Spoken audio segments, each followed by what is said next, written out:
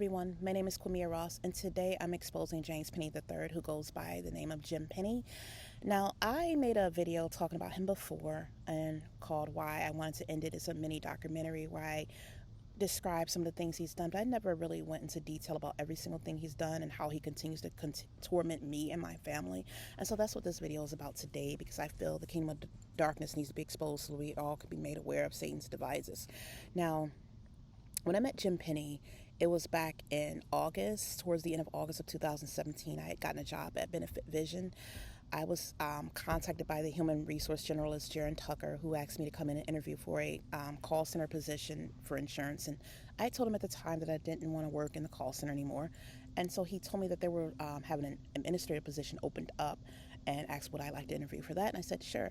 So I went in for the interview. The human resource generalist was there, and then he brought in Jim Penny, who was the director of enrollment at that time at Benefit Vision. Jim didn't say much at all to me. He was kind of quiet. He had a startled look on his face. He shook my hand reluctantly, and he asked me a few questions, and that was about it. I thought everything was okay. I felt confident about the interview. I knew I was going to get the job. So when I went home, though, I got an excruciating headache that same night. That same evening, my head was hurting so badly. I felt drained, and this lasted for about a week. I was very tired. I slept periodically over and over, and I felt like I had no energy. And I didn't know it at the time, but the Lord revealed to me that Jim Penny was using psychic attacks to do these things to me. And so right before I started to work, because I was starting my job that Monday after the Labor Day weekend. So I went to Walmart to get my hair done because I wanted to have, my hair done for my first day at work. So I went to the salon at Walmart. When I came out of the salon, I went over to one of the Western Union areas, and I think I was cashing a check or something like that, or getting a money order, can't remember. But I saw Jim Penny over there, and he just looked at me, and I thought it was odd that I saw him like right before I'm supposed to start working, and he didn't say anything to me, he just looked at me, and I didn't know it at the time, but he was actually following me around the spiritual realm, so he knew where I was at. So none of this made any sense to me. Now, when I started my job, I didn't see Jim Penny on the first day of work, which I was kind of relieved, because for some reason the man had frightened me, and everything was okay on my job. I worked downstairs and he worked upstairs. So I didn't see him. He didn't come downstairs at all. He didn't even introduce himself to me on my first day working. I was happy with that. Even though he was my boss, I reported to him. I was fine. I thought it was weird, but, I was kind of relieved at the same time. So when I went home later on that evening, after talking to my kids about their day at school, helping them with their homework and getting dinner prepared and eating supper with my family, I decided to retire to bed. And at that time, something had jumped on top of me, climbed on top of me, was not there. There was a physical thing, some type of spiritual thing that climbed on top of me. I was still fully alert and aware, but I could not move, and I proceeded to start doing things to me. It felt like a man was having sex with me, even though I was lying there fully dressed. I felt like something was inside of me. So at that time, whatever this was sending telepathic messages saying, oh, you're going to submit to me, your mind, this and that. It lasted very briefly, but after that, I was just terrified, and I begged God to let me leave and go back to Cleveland, Ohio, because at this time I was in Harrisburg, Pennsylvania, and I had already been going through a lot of attacks when I was down there through, the time God had me there. I had already been there a year prior, having all these different spiritual attacks. Now, I went back to work, and I felt in my spirit that it was Jim Penny who attacked me, but I wasn't sure, because like I said, I hadn't seen the man. But as I worked, this kept happening every day. The same thing would happen every day. Now, I did not see him. He would he would contact me or communicate me with sometimes through email, and that would be it. Now, I started praying. Because the Lord was showing me at the time that, things were going on to pray. And so I started praying. Now, I still, like I said, I wasn't sure that this person was the one who was attacking me. I didn't realize for sure it was him until I had a dream. And I had a dream that he was doing some sexual acts upon me in the dream. And I woke up very angry, and that's when everything was revealed to me that this man was doing all these things. And I started praying to God. I said, you know what, Lord, deliver me from this. I don't want to be abused, sexually violated by this man. And I was praying for him to be punished. I reached out to one of the churches that I was talking to, who I had read a lot of books from. This man was a pastor, wrote a lot of books and dealt with spiritual attacks and things like that. So I sought out his church and told them about the experience I was having. They said that they would pray. They responded back saying they would pray for me and my family. And so as they began to pray, I went from an intense anger and rage and wanting Jim Penny to be punished to actually feeling sort of empathetic for this man. And I don't know why, but as I prayed, the more I prayed for his heart to change and pray for God to lead him to salvation, I started seeing what God wanted unfold. And it's like, I don't know if you all remember Paul in the Bible, but before Paul was this amazing apostle for God, he was Saul of Tarsus, who had persecuted tons of Christians. And he went out there, he was hurting all of God's people. And one day, I think it was on the road of the Damascus or something, Jesus Christ encountered him. And he said, Saul, why are you persecuting me? And Saul did not know what was going on. So how am I persecuting you? And Jesus Christ explained to him how he was killing all the Christians and that was persecuting him. So Saul was converted right then and there. He was blind. The Lord made him blind and said he would show him what it was like to suffer. And Paul went on he would change his name to Paul. He went on a 3-day fast and the scales came off his eyes. And next thing you know, he was now preaching out there with the rest of the disciples. And he was going out there preaching the word and the gospel. And the same person who was persecuting all these Christians had now turned around and was an avid follower of Christ and leading others to him. So that's what God was showing me, that he was trying to do that same thing with Jim Penny, because he was this Satanist who had done all these wicked things and hurt a lot of people, a lot of children of God, and the Lord was trying to change him. He was trying to give him a chance to be converted. And so, but the thing is, this man did not want it. The more I prayed for him and fasted for him, my mom prayed for him, the church prayed for him, the more evil he became to me. Now, on the job, he would email me things. I noticed when he emailed me the schedule or any type of communication through email, when I started opening his emails, I started getting dizzy, and he would attack me and send confusion to my brain through these emails. Not only that, he had been moved downstairs. He had gotten demoted, and I think it was because of the prayers, or I don't know if this was a setup, but he had gotten demoted in his office. He had ended up moving downstairs, and his office was not far from mine, but he still came in at 2 o'clock. And every time he would come in, I would notice when he's getting ready to come in, I would feel just completely dizzy. It's like I could feel these attacks hitting my brain before he even would reach the office. So he would come inside, and he never really acted, in person. He didn't really show that he knew what was going on. I didn't say anything to him about it. He would act normal. He'd speak sometimes, and but he never really act the way he would act when I would be at home, because he would astral project constantly and follow me around. And I knew he was astral projecting because I started seeing these little, like, electric little sparks appear in front of me, or sometimes I'd be walking in my house somewhere and I would just bump into something that wasn't there, and I knew it was him just standing there following me around, just absorbing me. And I started to notice his presence was always there, and things would start disappearing in my home. Things would break in my home, like my phone. I had to replace it like 3 times, go out and buy a new phone. Sometimes I couldn't find the keys to my car, and it was like all these different attacks that he was doing.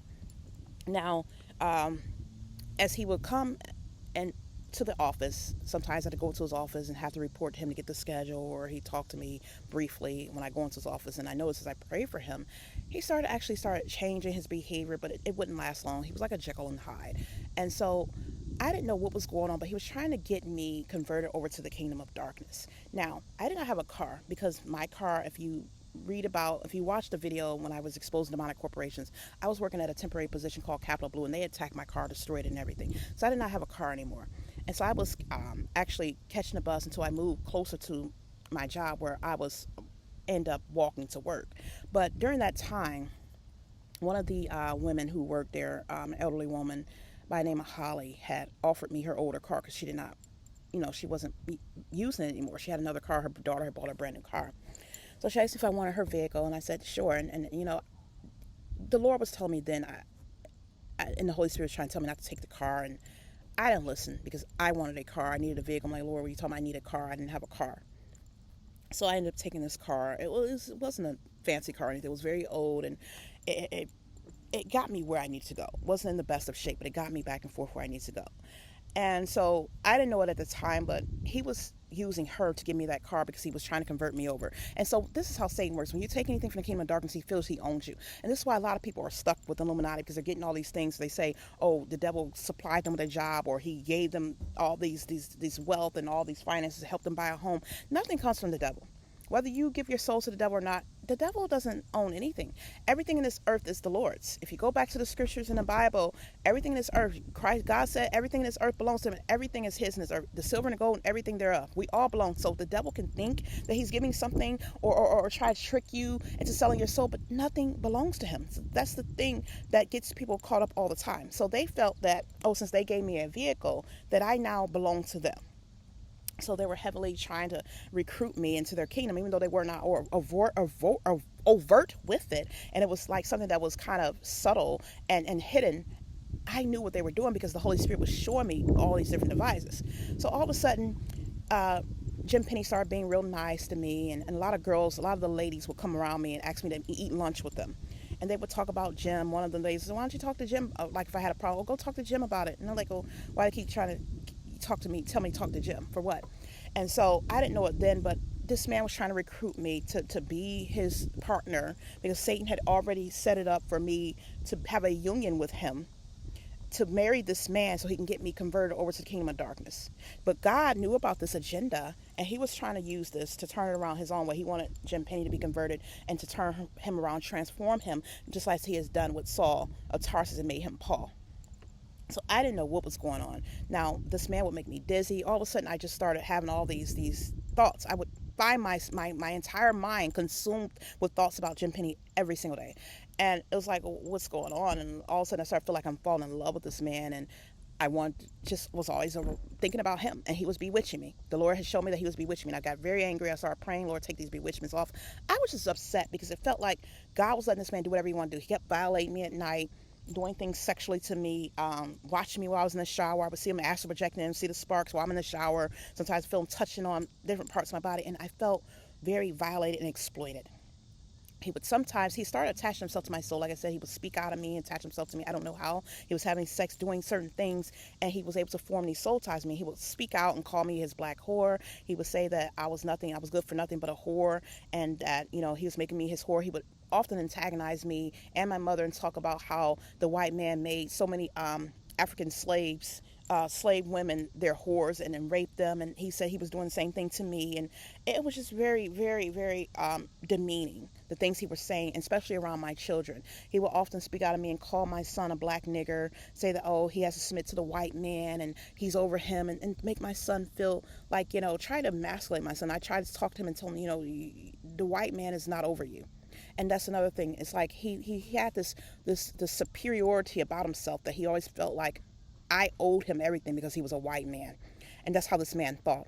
Now, he was embarrassed. He had a fetish for black women, but he was embarrassed to be around a black woman. He would always say, oh, he can't be seen in public with me because I'm a black woman, or just anything. His mother wouldn't want him around a black woman. And it was just odd, the things this man would do and say. Now, I begged God to remove him, alleviate him from my life. Like I said, I was praying and fasting for the man. He would not change. He was attacking me relentlessly. He ended up causing my daughter to have seizures because he did not want me working.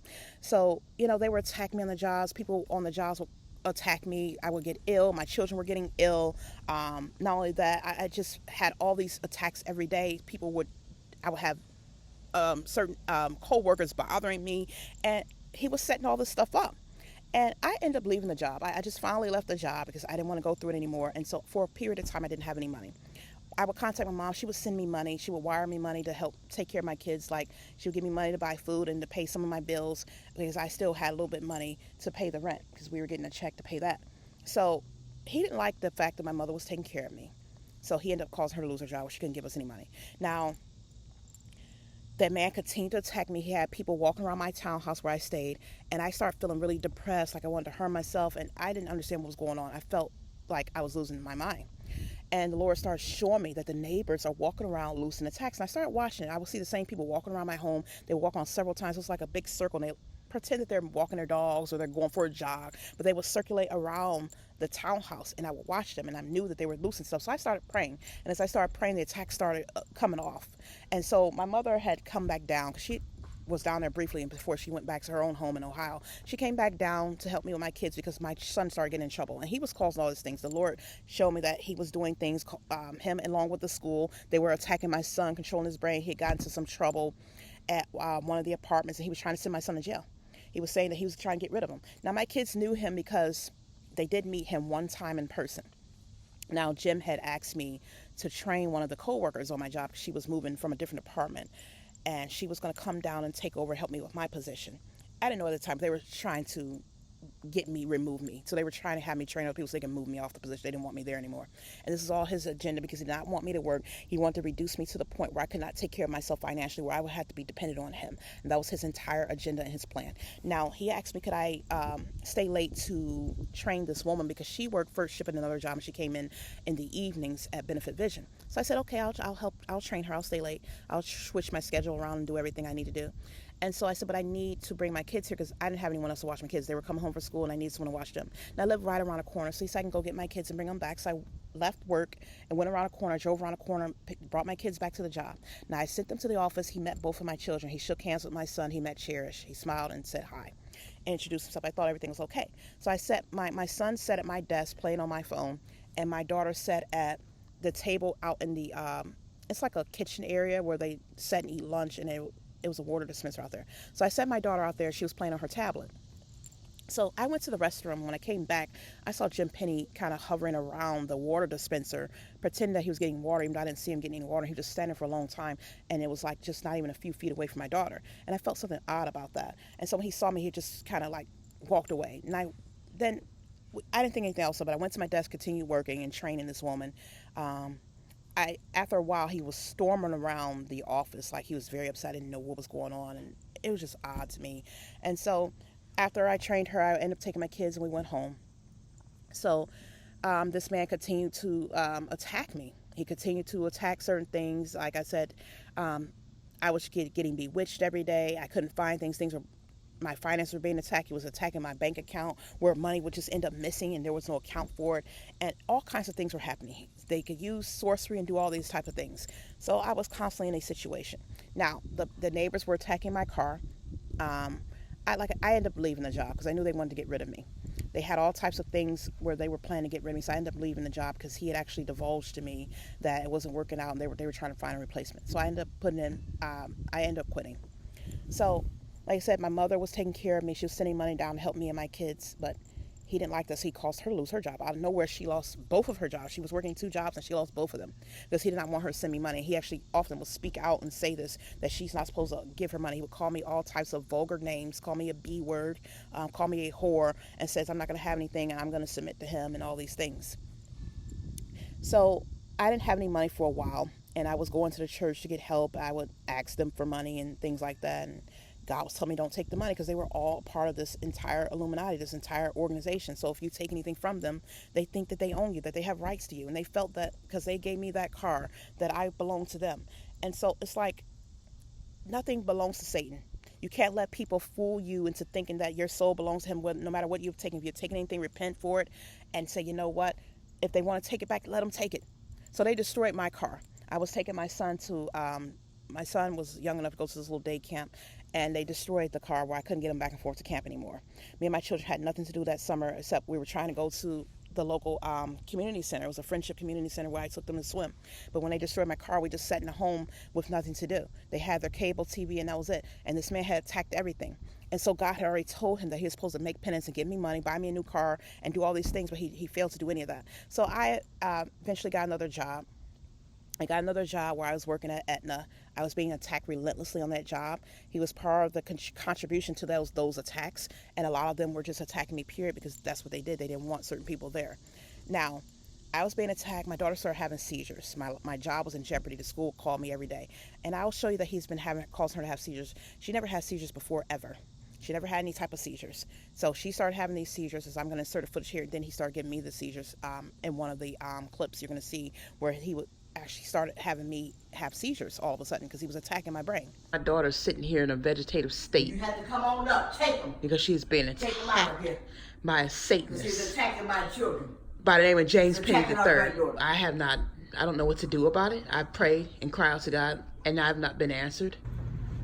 I don't care. I'm starting to tell everything, and I'm tired of it. We don't have to take that kind of treatment. We do not have to accept that. So I eventually moved from Harrisburg, Pennsylvania.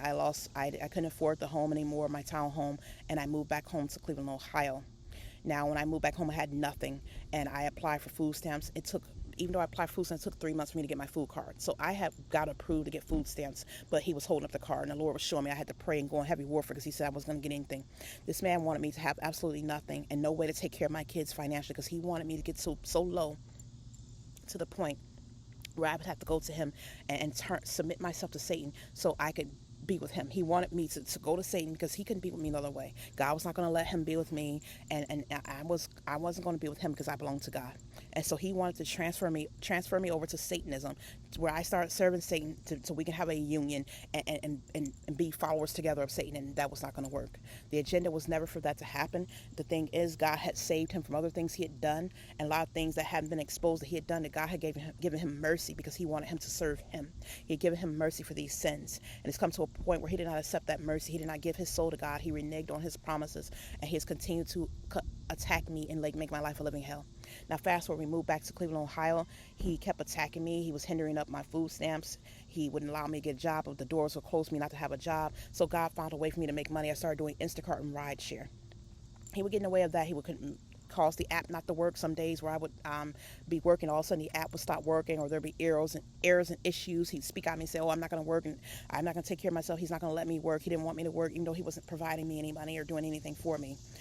And so this man gave me a $60 check. That's all he ever sent me from one of his rental properties. He sent me a $60 check. But after violating me and destroying my finances, destroying my children, all these other things, like I said, he owed me much more than that. And I felt like when he used to always boast about how he made me his black whore, I felt like God allowed him to make me a whore because I was celibate. Back in 2009, after breaking everything off with the father of my children, I went and became celibate. I was celibate for several years, preparing myself for a husband, for a mate. This man, which I found out much later, this man had violated me then when I had these rape experiences back then and gotten away of me marrying my husband. So that's why God sent me to Harrisburg, Pennsylvania for this man to make penance. Because he was supposed to, if you know in the Bible, when they rape a woman, they were supposed to marry her. When they raped the virgin woman, they were supposed to marry her. Even though I was not a virgin, I was celibate and preparing myself for a husband. And this man interfered and gotten away with it. God revealed all this, that he gotten away with who I was originally supposed to be married to. So he was supposed to make penance and marry me and turn his life over to God. This man wanted to get off the hook. He thought that he could take me and have me, but still serve Satan and not give his life over to God. So he did all these things to try and turn me away from God. And so he attacked my family. He caused my children to be taken out through children and family services, as I talked about in other videos. He continued to attack my finances every time I would work and get a job. Like I said, they would attack me on the jobs, and he was a big proponent of that because they were listening to him. And not only that, they were all part of the same Illuminati organization. This man has attacked my finances relentlessly to the point where now I'm doing rideshare. And I don't make nearly enough money to pay any of my bills. I'm about 4 months behind on my car payments. Even when I do make money and go out here, I can only make a little bit of money at a time. Sometimes when I'm doing Lyft, they'll reroute my rides where I only get $5 rides, or trips I will drive all the way up 20 minutes to get someone, and it'll be a $3 trip or a $4 trip or a $5 ride. And they've been attacking everything. They've attacked my car relentlessly. I've had to replace 3 tires. My mother has helped me replace these tires. Not only that, every time I replace the tires, they come with another leak. I have a tire now that has a leak in it where I have to put air in it every 2 to 3 days just to keep it going. And it's like I have no way of paying for any of this stuff. And it's like the little checks I was waiting on, even the stimulus check that they give us, it's like that's delayed now. It's a processing issue where that couldn't get deposited. And I know he's doing all these things because this man wants me to have absolutely nothing. He wants me to the point to have nothing. And I just want to say here that those who have worked with him, those who have helped him, because this man has done so much, they're not going to have anything either. This is why a lot of people are losing their jobs. A lot of federal workers are being mandated to take vaccines. You see people are quitting their jobs because this is coming back on all these people who've done this and kept God's people in bondage. This man has been very wicked, he's done a lot of evil, wicked things in my life to the point where it's like he's destroyed me. He's caused fat to be on my body along with my father, Ricky Ross, Patricia Bennett, Nicole White. He's actually taken my DNA and helped a woman by the name Kiana Palmer change my features. I would wake up with long cuts in my skin, and God would show me then that he was like taking my blood. He was taking my energy. He's like a vampire, draining my energy and using my DNA and putting stuff on the altar. He had my body, my spirit on an evil altar where he could do whatever he wanted to it. I would wake up sometimes in so much pain. My feet would be cut into. Sometimes I would have to crawl literally off the couch that I sleep on because I don't sleep in a bed. I would either sleep on the floor or on the couch. I would have to crawl off the couch and hobble around or just crawl on my knees because it was so excruciating. I used to run. I can't even run anymore because not only did he take all of my stamina and my energy, but he cut into my feet to the point where it hurts to run. It hurts to barely walk. There was a point where I was walking around with a cane because it was so excruciating. I was walking around, hobbling around like a 60 or 70-year-old woman. And this man has done all these things. The Lord revealed to me that he had stolen my brain, my knowledge to get this real estate position that he has now, his real estate license. He has taken a lot from me. He has attached himself to my soul and stolen a lot from me. And a lot of people have stolen from us because we have Egyptian heritage. And if you know, the Egyptians were responsible. God had put everything towards Egyptian people. They were highly intelligent. They had modernized technology that they're still using to this day. And a lot of things were built up in America from the country of Egypt. And so a lot of people have decided to with the spirit of jealousy inside them and the devil's operating through them, they have decided to attack our family and steal from us. And it's like, I'm at the point where I'm ready for God to avenge me of my adversaries. He said he would avenge us of our adversaries. And even though he wanted Jim Penny to be saved and to come to him, Jim Penny has decided not to do that. And this is the thing. When you have demonic spirits inside of you and you need help and you've been abused and traumatized, yes, everyone goes through a difficult childhood, but you can't keep using the excuse that, oh, you suffered as a child or all these bad things happened to you and give you a reason to attack other people, make them victims, because now that becomes irrelevant. Now you're doing the same thing your perpetrator had done to you. You're not hurting other people. And the thing is, God said, all those who are heavy laden, come to me, I will give you rest of your heavy burden. Meaning, we're not supposed to carry each other's burdens. We're supposed to help you, but Jesus Christ is the one who carries our burdens. God delivered me. If Christ could deliver me from pornography and all these things, and that's another thing. If I was delivered from all those childhood things. When my father offered me up to Satan, I was suffering from pornography, sexual addiction, food addiction. I was depressed. I was obese. And when I finally rededicated my life back to God, he delivered me from all those things. I received deliverance and healing. All those unclean spirits were cast out of me. I had to fast, and I spent many months and getting myself together to where I need to be. It took years to get to that level. So it's like, if God can take all that and transform me, he can do the same for you. But this man was conjuring up demons to put inside me every day. And God was showing me that everything that was cast out of me, he was doing the work of Satan, putting the same demons back in me that were in me as a child. And God had already delivered me from that. I would wake up every day with my stomach protruding like 7 or 8 months, and there would be demons inside me or trying to talk out of me and making my head move and doing all kinds of weird stuff. And God would show me that I need to cast them out. He would lead me to deliver. I would self-deliver myself, or sometimes my mom would deliver these demons on me, and every night I would go to sleep, this man would put these demons back into me. And it's like he was doing the work of Satan. He was a vessel used by Satan because he wanted to keep his things, and he did not want to serve God, and he had so much bitterness in his heart, so he wanted me to be destroyed and send me over to the kingdom of darkness. And so that's the thing. You can't keep using an excuse. When God says come to you, come to him, you're supposed to come. You can't keep using an excuse that you were abused or you have all these illnesses, because now if you don't get the help you need, you have to face the consequences. It's just like a person who's dealing with alcohol addiction. If you don't want to go to rehab or take the steps necessary to get the help, then if you go out here and do something and your addiction calls you to do something, then you have to pay those consequences. You can't keep expecting everyone to carry your burdens, and people don't have to be around you if you're acting a certain way, especially if you're not trying to help yourself. We all have to take initiative to help ourselves. When Jesus Christ walked to that crippled man in the Bible, he says, do you want to be healed? He asked him, do you want to be healed? Meaning, if you want to be healed, you're going to do what needs to be done. He told him to pick up his bed. That means do what needs to be done to get the help you needed. Jim Penny did not do what was necessary to get the help he needed. He wants to be healed. We pray for him, but I can't keep carrying his burdens. And he can't keep continuing to attack me and cause me to suffer. Now, I made this video because he continues to attack my finances. He continues to do things to me. He's in the background still working, even though it's not as overt as it used to be. He's still in the background controlling things. And Satan has no control of me. I am not under the control of anyone. And no one should be able to have their way and do what they want to do with me.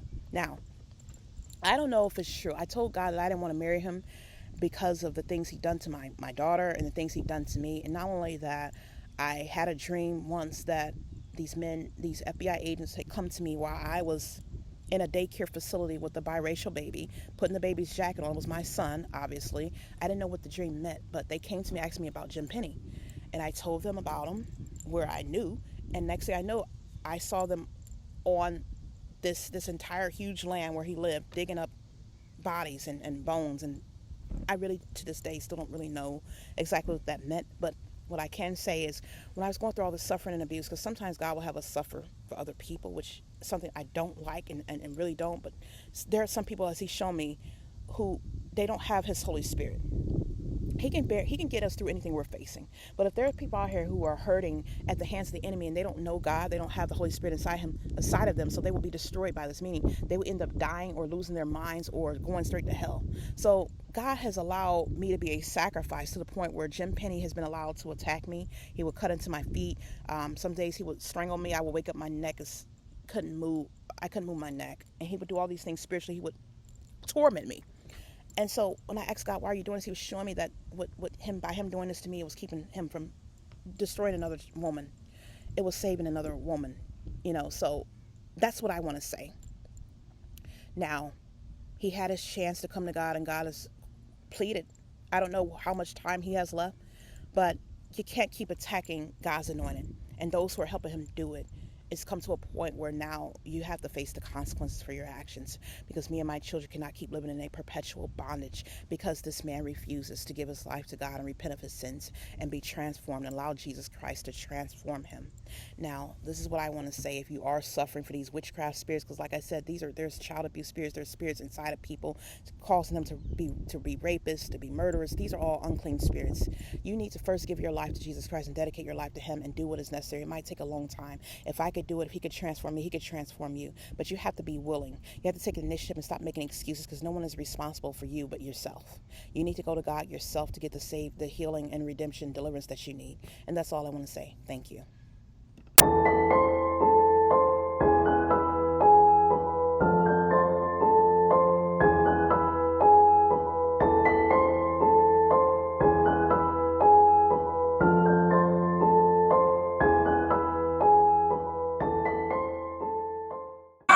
This man by the name of James Penny is attacking my daughter and trying to kill her. Okay,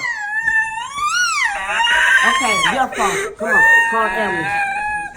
Get that. Call the ambulance. Call the ambulance. James Penny III is attacking my daughter. He is a Satanist. Hello? They said lay her flat on the floor. I don't know. She wasn't choking, but now she can't breathe. She's holding her chest and her heart. She can't breathe. You can't this man. You can't. Is your throat? Is your throat? It's her throat. Her throat. Her throat is swollen. She can't breathe. There's something in her throat. No, she can't speak. She's gasping for breath. Get that damn water. I don't know. She was eating some rice and she had a seizure. She has seizures. And while she was having a seizure, she started choking on the food. Come on, drink it down. Drink it down. Can you drink it down? Can you go down? It can't go down. Her throat is closed up. She can't even swallow water. Makes you just scared. Come on. Okay. Don't get mad at me. Shit is sick ass. Put this sick ass on. We don't care if it's I don't want to. This some shit. You see this shit.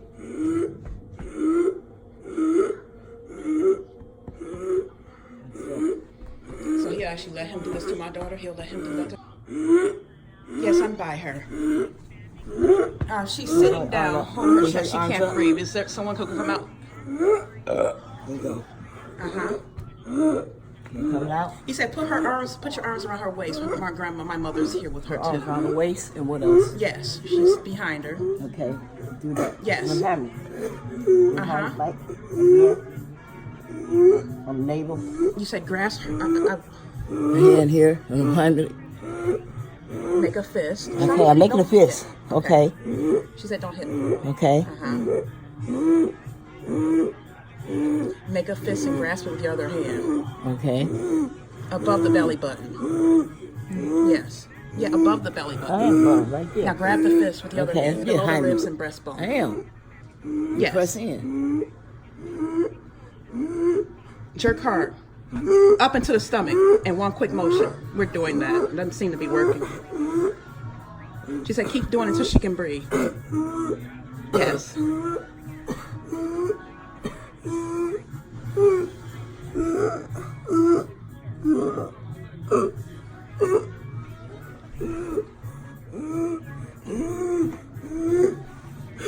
Yeah, we're doing it. You know how far away they are?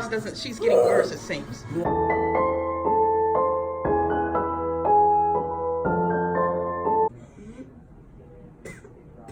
So she's in the hospital now.